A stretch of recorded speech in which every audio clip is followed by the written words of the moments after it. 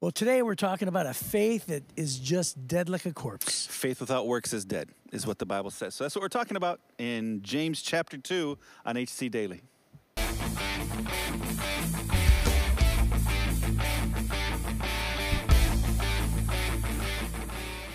You're listening to another episode of HC Daily, a daily devotional podcast that you can listen to at home or on the go. We believe that you can grow as much as you want to grow spiritually, and this podcast can be a part of your daily growth plan. So, whether you're watching on YouTube, listening on Spotify or your favorite podcast app, we're glad you're here. Now, let's join our hosts, Jeff Forrester and Chris Zarbaugh, in the studio. Hey, Jeff, I have a question for you. Okay. So, if you I'm were so excited about this. If you were to hit the lottery and you had millions upon millions, outside of financial investing and outside of like hobbies or starting a business or maybe even experiences, okay? I'm looking for an item.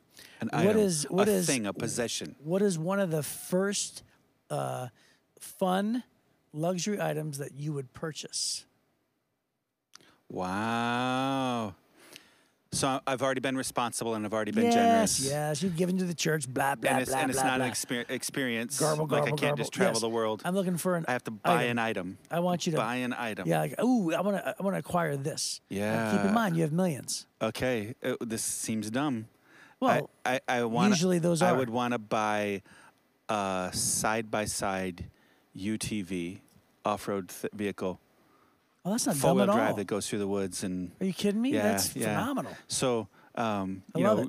take my grandson out in the woods in the mud. Yeah. Oh yeah, I'd love that. Yeah, Little so- dump on the back. Yeah. Oh, yeah. So I mean, some of my best times with my family. We a friend of ours up north gave us a cabin, and they all had like Polaris and Yeah, aren't all those these fun? different kind of things. And you hop and you go through the trails, and Yeah. man, that's awesome. Yeah. So it's like what? $12,000-15,000. So I was gonna say, you just not- said I won the not lotto and very I spent expensive. $12,000 or $15,000. Yeah. I don't really think about expensive things very much. Yeah, I guess so. Yeah. There's a camper I would buy too, but it's ridiculously expensive and way overbuilt for what I need it for. But yeah. Very cool. But yeah, that would probably be it. I don't think about those things very much, and I'm really satisfied with the things that God has given me, and I don't think, man, if I just could win the lotto. Puke. For real, I don't really, honestly, I don't have many things I want. I'm just making I a did joke. tell my wife I wanted. I'm just making a joke. Yeah, I did tell my wife I wanted a leather set of the Lord of the Rings and the Hobbit from Eaton Press. Oh yeah. It's like $400. They're like $100 a book, but Yeah. I just love them because I like collect those leather-bound books, anyways. Yeah, you have a heck of a book collection in your Yeah. office. So that's it. That'd be it. That'd be the other thing, but it's $400, so you don't have to win the lottery for that. Right. I just have to keep sneaking lunch money until I can buy it. Right. Okay. Hopefully my wife's not listening. So Or hopefully she is. yeah, exactly. Well, I've already told her, but I just mentioned Eaton Press, so that'll help her. So James chapter 2, faith without good deeds is dead Yeah. is the headline, the little title above where we're going to start in verse 14. Which he already touched on this on chapter 1. Yeah. He gives you like one or two verses on it Right. there, and then now he's going to unpack it. Right. So here we go. He says, "What good is it, dear brothers and sisters, if you say you have faith, but don't show it by your actions? Can that kind of faith save anyone? Suppose you see a brother or sister who has no food or clothing, and you say, 'Goodbye, have a good day, stay warm and eat well,' but then you don't give that person any food or clothing. What good does that do? So you see, faith by itself isn't enough. Unless it produces good deeds, it's dead and useless. Now, someone may argue some people have faith and others have good deeds, but I say, how can you show me your faith if you don't have good deeds? I will show you my faith by my good deeds. You say you have faith, for you believe that there's one God. Good for you. Even the demons believe this, and they tremble in terror. How foolish. Can't you see that faith without good deeds is useless? Don't you remember that our ancestor Abraham was shown to be right with God by his actions when he offered his son Isaac on the altar?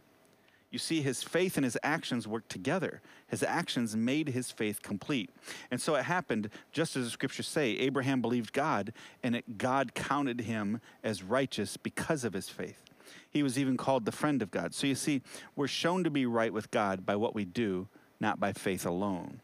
Rahab the prostitute's another example. She was shown to be right with God by her actions when she hid those messengers and sent them safely away by a different road.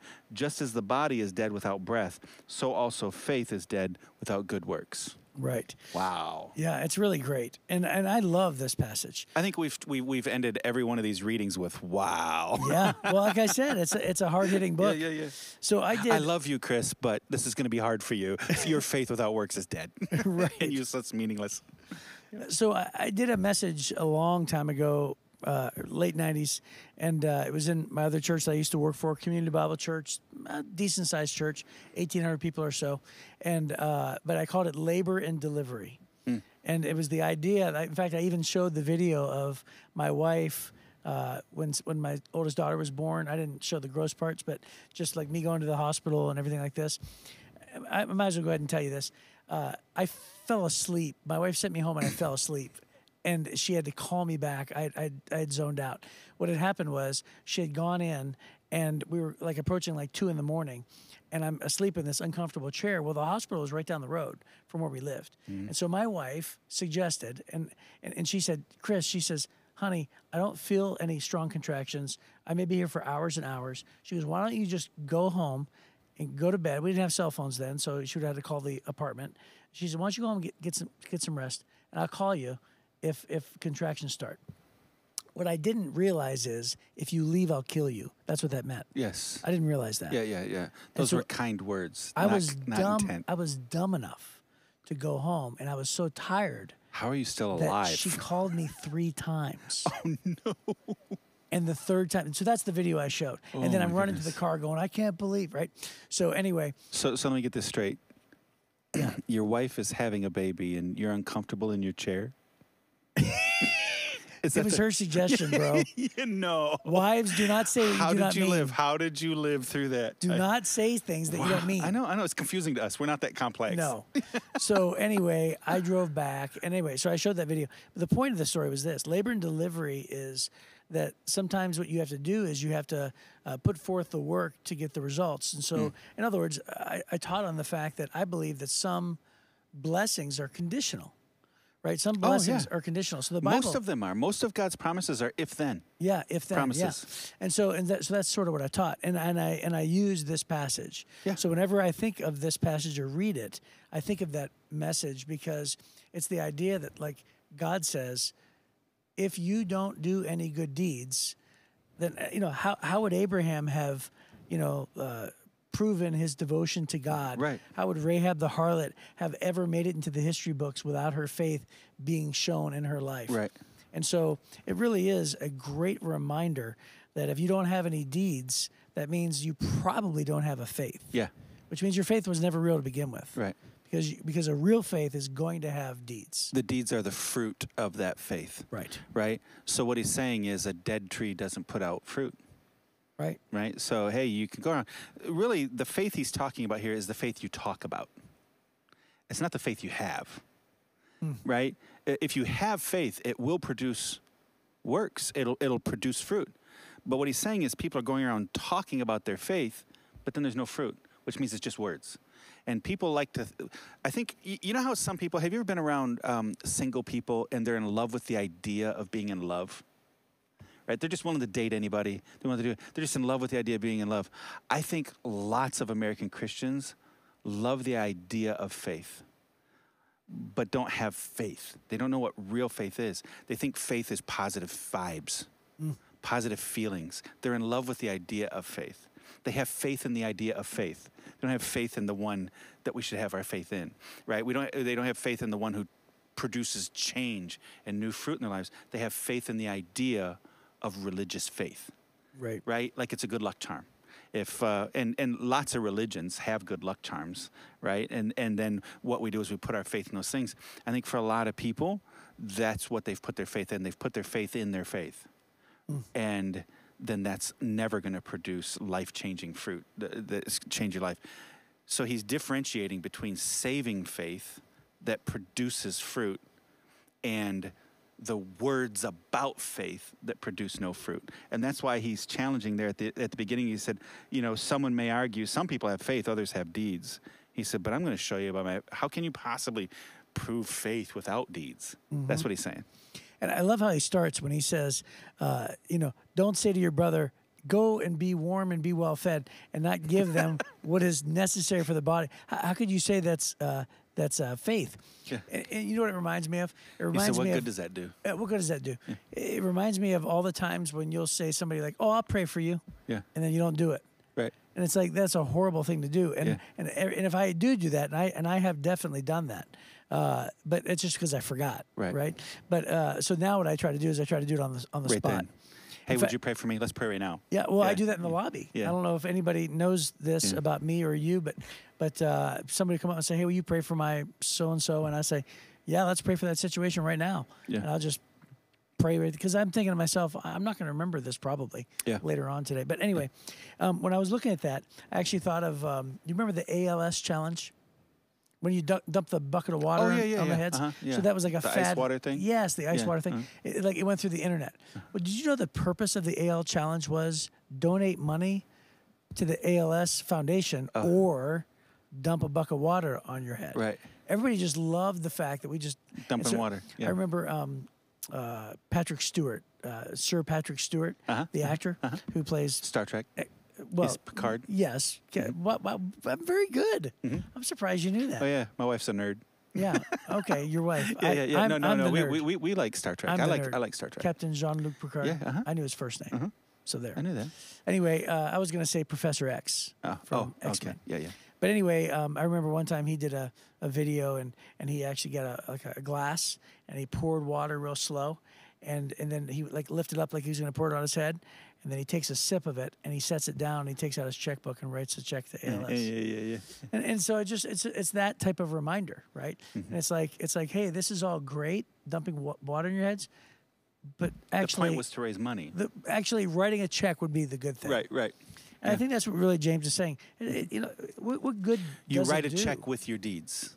Yes. Right. And boys and girls, a check is a piece of paper we used to write on to exchange money. Oh, good point. So there is that, Good right? point, good So point. it's Venmo, right? You can talk about being generous, but you got to Venmo somebody at a certain point. You got to send the money, right? Yeah, actually have to release money. So my wife's greatest spiritual gift is giving. Oh, And we're going through New York. We went Aren't to go you see. lucky? I know. We went to go see Broadway shows in New York. And so, there's people on the streets. They make their own little houses in these little, cubbies on the side of the road. And Liz is like, okay, we're going to the store. And we're talking like we're shopping for like 30 minutes for this person. And we come back with bags upon bags and everything else. And then she, knocks on his little door and she's like, hey, we bought this for you. And I'm like, well, that's awesome, man. Like, I'm glad to do it. She really did it. I gave her the money and then she gave it away, right? Sure. I'm glad to do it. But then there's another guy 20 feet away after that. And she's like, oh, I'm like, stop it. Yeah. Stop it. Yeah. So she has no problem giving that which is needful for the body, right? Sure. So, Well, if Christians, if all of us would do for one what we wish we could do for everyone, we could solve the homelessness that's issue right. That's in right. the community, Because right? one can't do for everyone. Right. But It's we not could all possible. do for one what we wish we could do for everyone. Right. So That's great. then he unpacks two stories. He tells the story of Abraham, And Rahab. right? Which I think we covered before in one of the previous podcasts Yeah. number of months ago, where God was testing Abraham. This wasn't a temptation, but it was a test to pass, and said, I want you to sacrifice your son. Well, of course, God didn't make him sacrifice his son, but he was willing to. And that demonstrated his faith in God, that he completely trusted God. And so it was the fact that he packed up the wood and he took the fire and he took his son and they built an altar that demonstrated his faith. Otherwise, Abraham could have said, oh, I believe you, God. But God says what proved his belief, you're proving your belief by the actions you do. Same thing with Rahab, when she wasn't just saying, I believe the God of Israel, don't kill me, when they were getting ready to invade Jericho and destroy Jericho. Instead, she's like, I'm going to use my resources and even risk my life to protect these spies, demonstrating that that I believe in the God of Israel. Yeah. And so both of those were, God was able to measure their faith by their actions. Well, what's always referenced as the Hall of Faith is Hebrews chapter number 1. And in Hebrews chapter number 1, I'm sorry, not 1, 11, 1, right? And it actually says faith is the confidence of what we hope for that will actually happen. It gives us assurance about the things we cannot see. And the version I memorized, of course, the Old English was faith was the substance of things hoped for, the evidence of things not seen. Right? And then, but my point about this chapter is, he goes on then, and the reason why it's called the Hall of Faith is because he goes on to do exactly what James did. He lists heroes of the faith of the Old Testament who have done great actions of faith. Right. And did you also know that I just read a note in this study Bible two podcasts ago, actually, where it talks about how 80% of all of these people were people who actually did great actions, and then the last few verses are people who were just martyred. Yeah. They actually weren't they didn't do the action. Somebody did to them. Right. But they were listed in the Hall of Faith. But they allowed it. They were listed in the Hall of Faith because of their willingness to stand up for God and allow themselves, to die because of it. So even their actions of being martyred is still a great bravery action for faith. So you're reading from the Transformation Study Bible. Yes. All those notes are written by Warren Wiersbe, one of my favorite 20th century theologians. And I'm using the Life Application Study Bible. These are my two favorites, by the way. If you're just trying to think, man, I'd love to get them. I think you can get this for like $35 hardcover. I think you can get that for about $35-40 on Amazon. They're not very expensive. But look at this note that really the reason why I want to say that is sometimes the little notes at the bottom can clarify the confusing thing in the text. And this one says, James says that Abraham was shown to be right with God for what he did. Paul, in Romans chapter 4, says that Abraham was justified because he believed. So which is it, right? And this says, James and Paul are not contradicting each other, but complementing each other. Let's not conclude that the truth is a blending of these two statements. We're not justified by what we do in any way. True faith always results in good deeds, but the deeds do not justify us. Faith brings us salvation. Active obedience demonstrates that our faith is genuine. Right? Yeah, Isn't it great? That's so great. It's tying the two pieces together and saying, of course, faith is first, works is second. And James is saying that, but James is saying, if there are no works, there is no faith. So James is working backwards, and Paul is working forwards. Paul says, faith, then works. And James is saying, working backwards, going, if there's no works, then there is no faith. And those two things test the whole. And that's really what they're trying to say here. I love that. Yeah, and the transformation notes talking about faith has a couple little bullet points, just statements about faith. And a few of them are these. Dynamic faith is real, has power, and results in a changed life. And then the other one is faith is only as good as its object, which is great. And it goes on to talk about how bowing before a gold idol in a jungle isn't going to help you. Well, that's the better way of saying what I was trying to say earlier. People have faith in faith. Because I say things better. Well, it's Warren Wiersbe wrote it, but that's you're okay. Right. You just read what he said. You copied Warren. Good job. So I was talking before about people. So many Americans have faith in faith. Somehow there's this mystical thing in faith. And that's what he's saying. Faith is only as strong as its, what is it? As the object. As the object. So he's differentiating from the words about faith to the one in whom you have faith. Yeah. And that then should drive you. If you have faith in God, it should drive you to good works. And then the other tidbit on faith is dynamic faith involves the whole person. He's talking about bringing your whole self to God. And then true saving faith leads to action, which I love. That's good. So it's really some great notes below. Really good. Really good. Well, I think we've covered the gamut. I do too. So we'll pick up at chapter 3 next time on HC Daily. It's going to be great. Thank you for joining us today. If you enjoyed this podcast, please help us spread the word by liking this episode and sharing it on your social media platforms. Be sure to leave a comment and review, and don't forget to give us 5 stars. When you do, you help us reach even more people who need a daily devotional like HC Daily. If you'd like to hear more from Chris and Jeff, they're both teaching pastors at Heritage Church, located in Southeast Michigan. You can get more of their messages by clicking on the Messages tab at heritagechurch.com. Be sure to join us again soon for another episode of HC Daily.